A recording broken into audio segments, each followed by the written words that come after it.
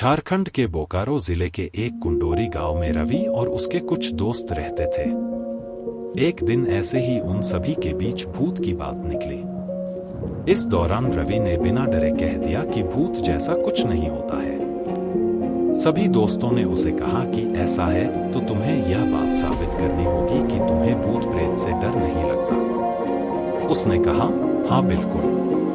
गांव के सभी लोग कहते थे कि इस गांव के आखिरी में एक छोटा सा नहर है, उसके पास के ही खेत में लोगों को सफेद साड़ी में भूत नजर आती है। तभी एक दोस्त ने कहा कि ठीक है, तो तुम रात को वहां जाओ और वहां एक लकड़ी गाड़ कर आ जाओ। फिर सुबह सब मिलकर उस लकड़ी को देखकर आएंगे। इतना तय होने के बाद रवि वहां के लिए निकल गया। रात काफी काली थी, क्योंकि वो दिन अमावस्या का था। लोग कहते थे कि अमावस्या की रात भूतों के लिए सबसे अच्छी मानी जाती है, क्योंकि उस दिन उनकी ताकत बढ़ जाती है। रास्ते में चलते चलते रवि के दिमाग में भूत की बातें घूमती रही। उसकी डर से तो हालत खराब हो चुकी थी, लेकिन दोस्तों के सामने मजाक ना बन जाए ये सोचकर वो आगे बढ़ता रहा और आखिरकार उस जगह पहुंच गया।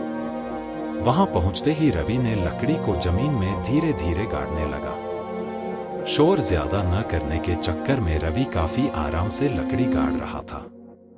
कुछ देर बाद उसे एहसास हुआ कि उसका कुर्ता कोई खींच रहा है। उसका पूरा शरीर ठंडा हो गया और वो बेहोश होकर नीचे गिर पड़ा।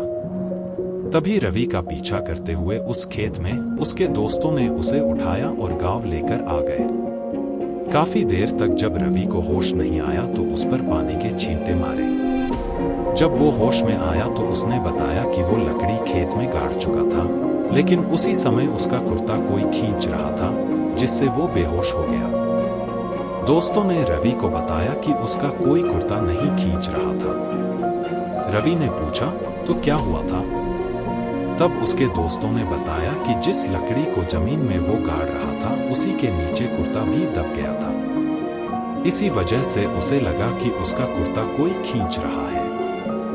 यह सुनते ही अपने डर की वजह से शर्मिंदा होते हुए रवि ने अपने दोस्तों से माफी मांगी, लेकिन उसके सारे दोस्तों ने मिलकर उसकी हिम्मत की खूब तारीफ की।